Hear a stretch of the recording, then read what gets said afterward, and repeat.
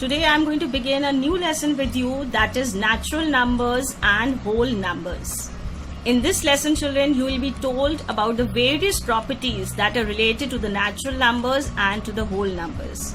A quick briefing about natural numbers: the numbers which begin from 1 and then they are endless, they are infinite. As much as you want, you can keep on writing just by adding a +1 to the previous number. Like if my natural number is 5, I add a +1, I go to the next natural number, that is 6. If I add +1, I go to the next natural number, that is 7. Similarly, children, the previous natural numbers are obtained by subtracting a 1 from the number. Suppose my natural number is 20. The previous natural number is 20 minus 1, which is 19. So this way, natural numbers begin from 1 and then they are infinite. Whole numbers begin from 0 and then all the natural numbers are there considered to be the whole number. Again, both the numbers are same. That means their smallest number for natural number is 1 and for a whole number the smallest number is 0, and then they go infinite. So today we begin with the addition properties for the whole numbers. The first property is termed as closure property. Closure property says that if we take two whole numbers and we add them together, the sum of the whole number is also a whole number. See, 5 is a whole number, 8 is a whole number, and their sum 13 is also a whole number. This is the closure property.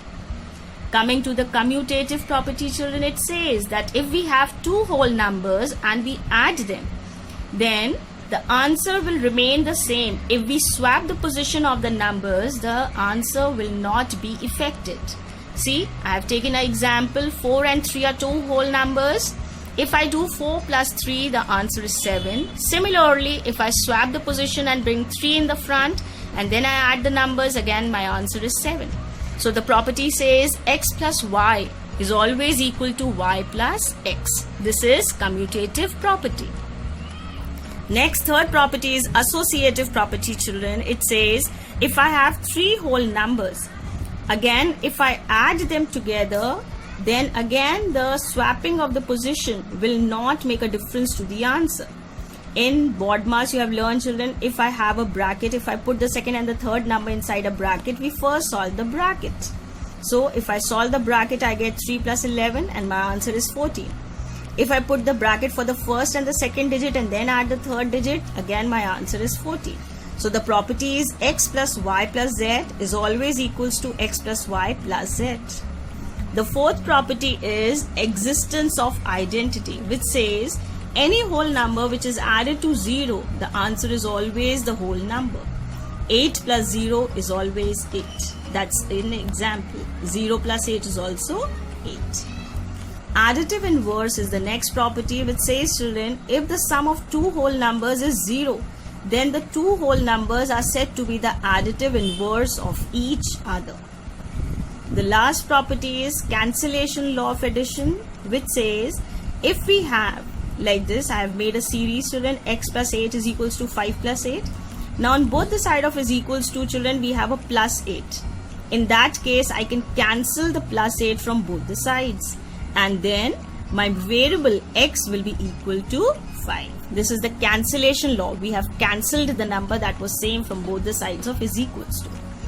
Now exercise 5a is what is given, children. There is fifth question which I have worked it out for you, which was adding the numbers.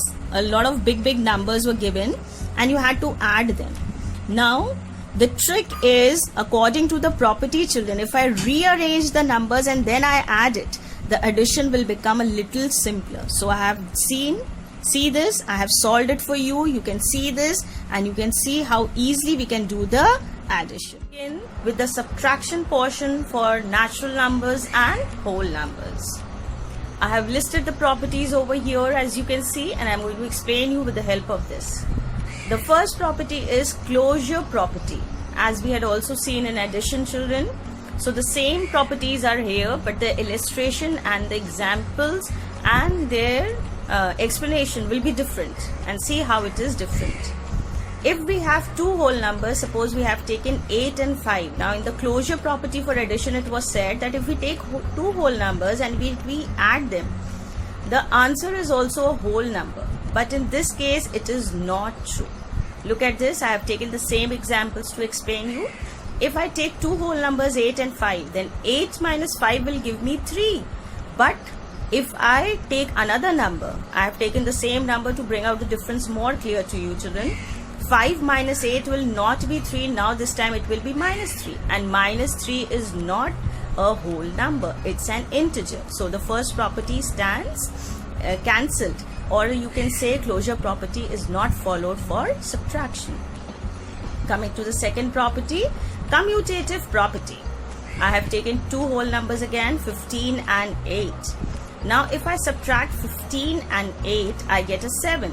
But if I reverse the numbers and then I subtract 8 minus 15, now this time my answer is different. It is not the same. Though it is 7 children, but this is a plus 7 and this is a minus 7.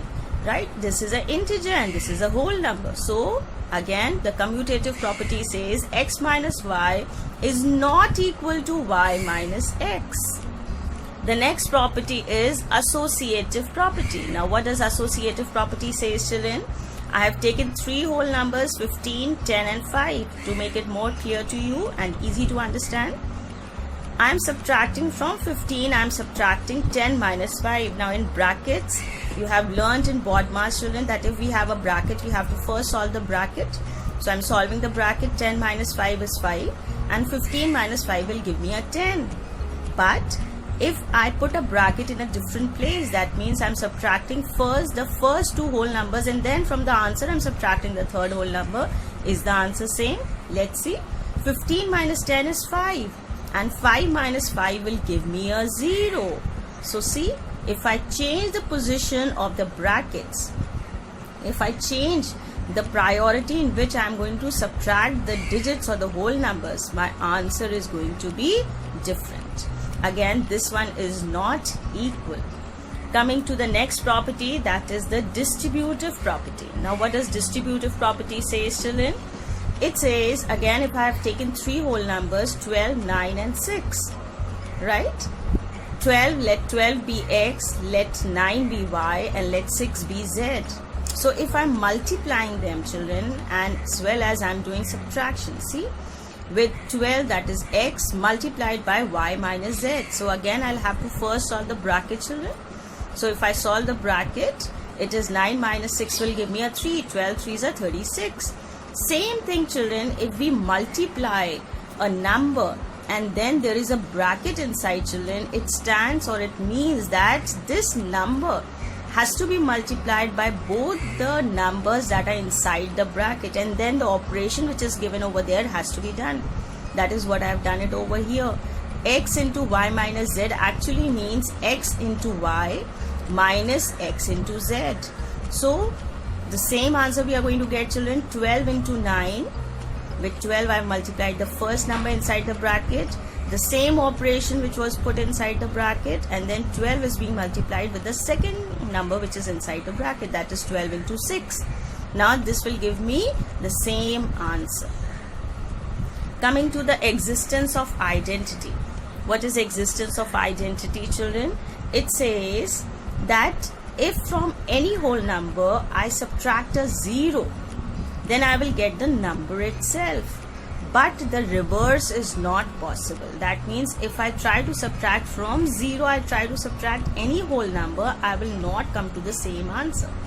So 0 is its own identity in case of subtraction. And existence of inverse does not exist in subtraction. So this is all the explanation which is required for the properties or for subtraction of natural numbers and whole numbers.